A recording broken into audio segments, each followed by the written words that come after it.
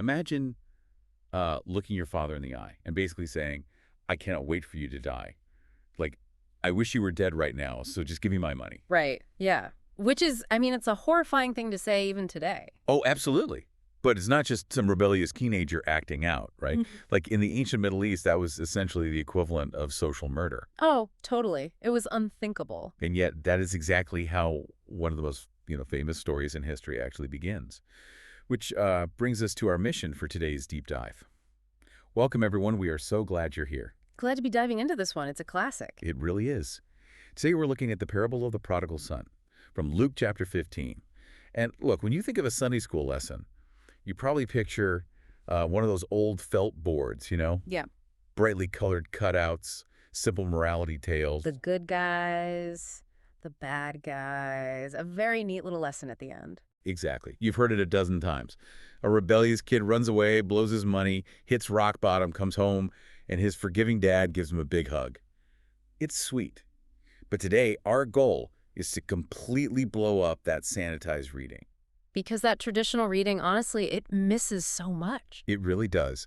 So using some incredible research on first-century Middle Eastern culture and ancient Jewish metaphors, we're going to uncover the radical, genuinely shocking cultural shifts hidden in this text. Yeah, we really want to see how this story transforms from a simple moral tale into this masterclass on subversive love, honor, and shame. Right, and hopefully it's something that can deeply strengthen your faith by revealing what's actually going on beneath the surface. Because, I mean, to the original Jewish audiences listening to Jesus in the first century, he wasn't just telling a heartwarming story. No, not at all. He was systematically dismantling the cultural rules of his day, like brick by brick. Every single detail he included in this narrative was a deliberate shock to the system for the people listening. They would have been gasping, right, at points where we just politely nod today. Absolutely. They would have been absolutely floored. Okay, let's unpack this and start right at the inciting incident. The younger son walks up to his father and asks for his share of the estate. Now, on the surface, to a modern listener, maybe that just sounds like a kid who's impatient to get his inheritance. Like he just wants to cash out his trust fund a few years early. Right. And that modern lens completely misses the profound social violence of what's happening here. Social violence. Wow. Yeah, because in an ancient Middle Eastern agrarian culture, inheritance wasn't just, a liquid bank account you could just withdraw from. Inheritance was transferred strictly upon the father's death. Right. It was land, it was livestock, it was the family's survival, basically, and it was their standing in the community. It was everything that gave the family a name and a place in the world. Wait, let me make sure I fully grasp this. So if the inheritance is tied up in the physical land and the livestock, he isn't just asking for a loan, is he? He's forcing his father to liquidate a portion of the family's actual livelihood. Exactly. To give the son his share, the father would literally have to sell off ancestral land. Oh, wow. And in that culture, land was passed down through generations. Selling it was a massive public disgrace. So it's a huge deal. Right. By asking for his share early, the son is effectively saying to his father's face, "Your life means nothing to me. Only your death benefits me. And since you won't die, give me what's mine so I can leave." That is just staggering. I mean, I tried to think of a modern equivalent earlier, like a spoiled trust fund kid demanding his money. But even that doesn't capture the sheer malice of it, does it? No, it really doesn't. Because this isn't just about money. It's about publicly erasing the father's value and dignity while he's still breathing. It's infinitely more disrespectful. Yeah. Which makes me wonder if the father knows this is a massive public humiliation. What would a normal patriarch of that era actually do in response? Well, a traditional patriarch of that era would have beaten the son. Really, just straight up beaten him. Oh, absolutely. He would have physically driven him off the property. You have to remember the mechanics of that society, right? Honor and shame were the absolute currency of the culture. Right. To let a son speak to you this way without violent discipline wasn't just a private family issue. It was a public scandal. Yeah. The community would fully expect the father to make an example of the boy to maintain order and respect. But the father in the story doesn't do that. He doesn't yell. He doesn't strike him. No, and this is the first radical shift in the narrative. The father silently grants the request. Unbelievable. He willingly absorbs the humiliation. He literally tears his estate and his life's work, honestly, apart, to give this boy what he wants. He allows himself to be publicly shamed in order to give the son the freedom he is demanding. He pays the social cost himself. That's incredible. Yeah. So the son has essentially killed his father socially. He takes the money and he runs. He heads to a, quote, distant country. Yeah. And, predictably, things go spectacularly wrong, right? Yeah, of course they do. He squanders the wealth, a severe famine hits the land, and he finds himself at absolute rock bottom. And we really need to look at the details of that rock bottom because they are highly specific. The text tells us he attaches himself to a Gentile citizen of that country to feed pigs. Right. And to a modern ear, feeding pigs just sounds like a gross, smelly farm job, you know? Yeah. You picture a guy covered in mud, wishing he was anywhere else. But for a Jewish boy in the first century, this is a whole different level of degradation, isn't it? It is the ultimate degradation. For a first-century Jew, pigs were the supreme symbol of ritual impurity and uncleanness. Right. It traces straight back to the dietary impurity laws in Leviticus 11.7. Tending to swine meant the son hadn't just made some bad financial investments. He hadn't just lost his wallet. Exactly. It meant he had completely abandoned his covenant with God. He had abandoned his family, and he had entirely shed his Jewish identity to become utterly dependent on a Gentile. So he's not just broke. He is, like, spiritually and culturally dead. Precisely. He had crossed a line from which you simply do not return. In the eyes of his community back home, he was already a ghost. Wow. Which brings us to what we usually think of as the turning point of the story, right? The text says he, quote, came to his senses. And the traditional Sunday school reading is that this is his big moment of holy repentance. Right, the tearful realization. Exactly. We picture him weeping, realizing how terribly he broke his dad's heart, and deciding to go back and make amends out of pure love. But when you actually look closely at the source material, that's not really what's happening, is it? Not at all. We have to look at what actually triggers this realization. When he comes to his senses, he doesn't suddenly have a revelation about his father's love. What he actually realizes is that even his father's hired servants eat better than he does. Wow. He is quite literally starving to death in a famine, and he remembers that back home, there is bread. Wait. So his big apology speech, the whole, Father, I have sinned against heaven and against you. Make me like one of your hired servants. It was just a calculated survival strategy. What's fascinating here is that, yes, it was. He figures out a way to pay off his debt so he doesn't starve in a pigsty. Doesn't that make his return entirely selfish? It is entirely selfish. His plan is fundamentally transactional. It's not born of pure, holy repentance. It's born of basic survival instinct. He just wants a meal. Exactly. He doesn't understand his father's grace at all. He thinks he has to go back and negotiate a labor contract. He plans to offer himself as a hired hand so he can slowly, day by day, work off the massive debt he owes the estate.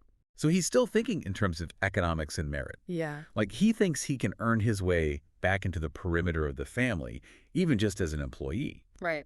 But by doing that, he is massively underestimating the danger waiting for him back home. Because from what I understand of this culture, he can't just casually stroll back down the main street of his village and, like, hand in his resume. He absolutely cannot. And this is where the cultural mechanics of a first-century village become crucial to understanding the story. If a Jewish boy lost his family inheritance among Gentiles and dared to return to his community, the village had a very specific, terrifying protocol for dealing with him. Oh, man. What was it? It was called the kazaza ceremony. The kazaza, meaning the Yeah. cutting off. Yeah. Right. What did that actually look like in practice? Well, the village operated as a collective. When this boy lost his wealth to Gentiles, he didn't just shame his father, he betrayed the entire community. Got it. So if he was spotted coming back, the men of the village would gather, they would bring a large clay pot, and they would smash it on the ground in front of him. And as it shattered, they would shout, "You are cut off from your people." A permanent severing. Exactly. From that moment on, he would be completely shunned. Total social isolation. No one would be allowed to speak to him, to trade with him, or to hire him. He couldn't even buy food. Right. He wouldn't be able to buy food or find shelter. It was an absolute final rejection. So this kid is walking back towards his village, rehearsing his little transactional apology speech, completely unaware that he is walking into a trap. He has no idea. He thinks he's going to negotiate a job, but the village is getting the clay pot ready to destroy his life forever. But then the father flips the entire script. The text says the father sees him from a long way off. And then the father runs. Which, according to scholars of Middle Eastern culture, like Kenneth Bailey, this would have been the single most startling, scandalous moment in the entire story for the original audience listening to Jesus. Because dignified, grown men in that culture didn't jog, did they? No, never. A respected patriarchal nobleman never ran. It was considered deeply undignified. I can imagine. To run, a man in that era had to gather up his long, heavy tunic. He had to expose his bare legs. Oh, wow. Doing so meant abandoning all of his honor and dignity in public. It was intensely humiliating. But the father knows exactly what the village is going to do to his boy. Yeah. He knows about the kazaza. Yes. The father knows that if the village reaches the boy first, the boy is finished. Right. So when he sees his son from afar, he hikes up his robes, exposes his legs, and sprints through the center of the town, kicking up dust for everyone to see. Here's where it gets really interesting. He is deliberately taking on public shame to intercept the son before the village can get to him with that clay pot. Exactly. He essentially acts as a human shield. He beats them to it, and by throwing his arms around the boy and kissing him in full view of the entire village, he sends a definitive, undeniable signal to everyone watching. What's the signal? He's saying, to reject this boy is to reject me. I am claiming him. Man, that completely changes how I picture this scene. Yeah. The father's humiliating run isn't just about an emotional dad being excited to see his kid. It is a profound physical manifestation of grace. It really is. He is literally absorbing the shame and the judgment of the law and the community so his son doesn't have to. He pays the cost. He pays the cost entirely. And notice what happens next, because the son still doesn't quite get it. Oh, yeah. The son tries to launch into his rehearsed transactional apology. Right. The son starts his pitch. He says, "Father, I have sinned against heaven, and you, I am no longer worthy to be called your son." Like, he's trying to get to the part where he asks for the hired servant job so he can start working off his debt. But the father doesn't even let him finish the sentence. He just cuts him off. Right. Yeah. Before the son can even get to the pitch about becoming a servant, the father turns away from him and starts issuing immediate commands to his slaves. He absolutely refuses to entertain the idea of the son paying him back. And the specific items the father commands his slaves to bring are deeply symbolic, too. Yeah. He asks for a robe, a ring, and sandals. Why these three things? Let's break down the mechanism of each one.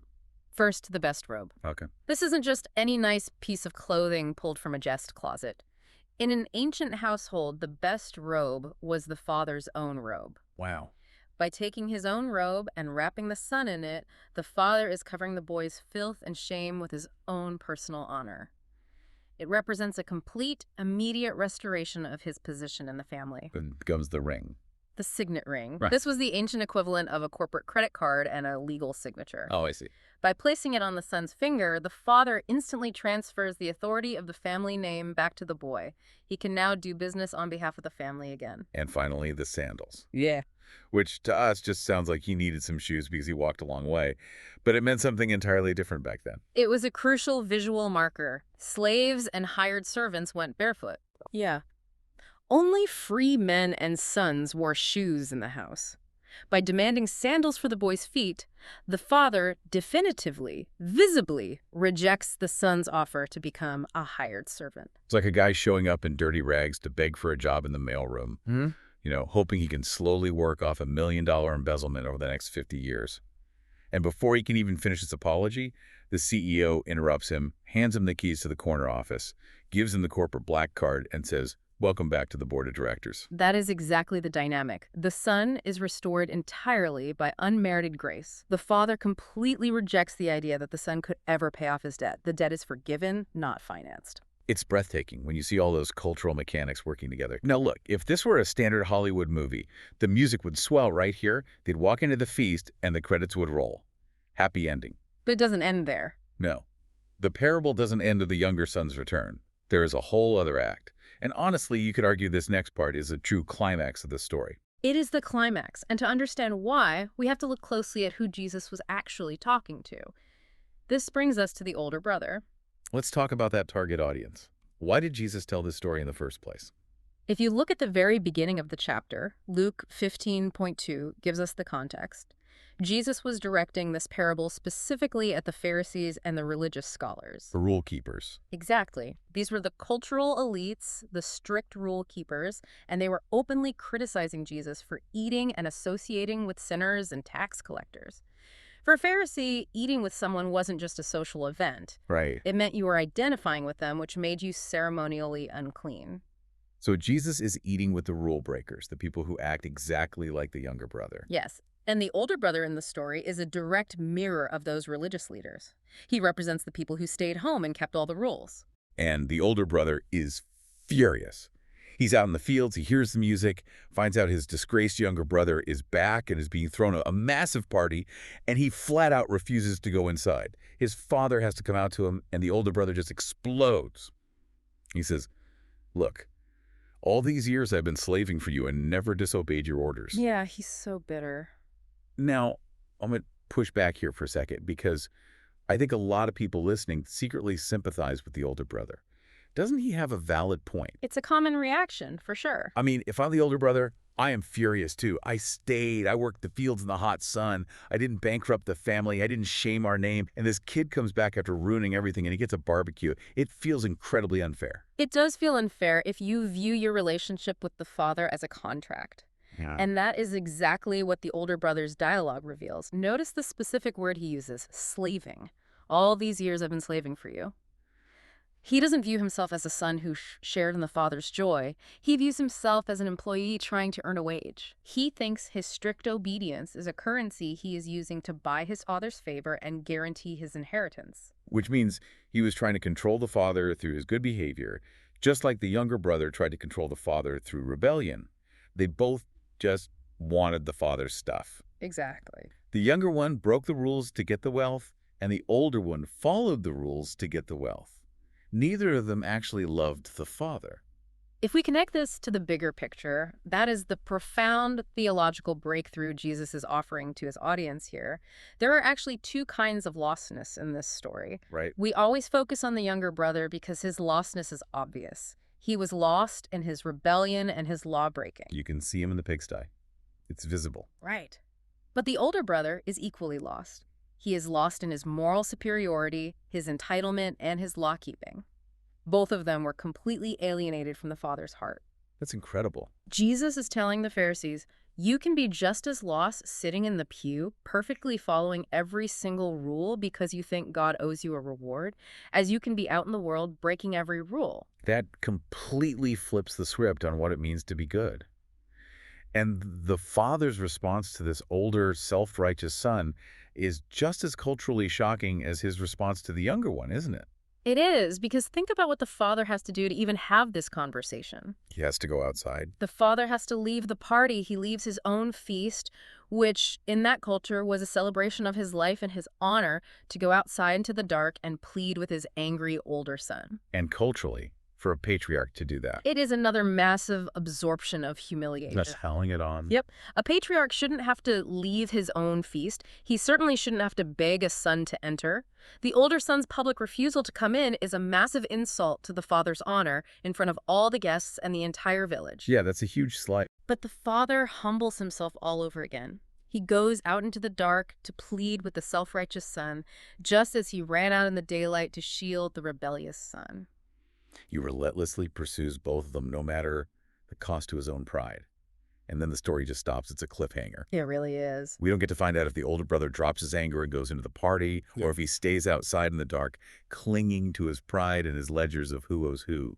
Jesus left the ending deliberately unresolved because it wasn't just a story. It was an open invitation and a stark warning to the religious elite standing right in front of him. Wow. He was essentially asking them, I am showing you the true heart of God. Will you drop your scorecards, come in, and celebrate with the broken people I have redeemed? Or will you stay outside in the dark with your pride? So what does this all mean? When we take all of this together, the sheer disrespect of the death wish, the reality of the pigsty, the scandal of the running patriarch shielding his son from the village, the robes and rings, and this brilliant exposure of two different kinds of lostness. How does understanding all this cultural machinery transform things for you and me today? It completely transforms our understanding of God's character. It shows us that grace isn't just a polite clinical pardon handed down from a distant judge. Right. It's about a God who is willing to absorb immense public shame.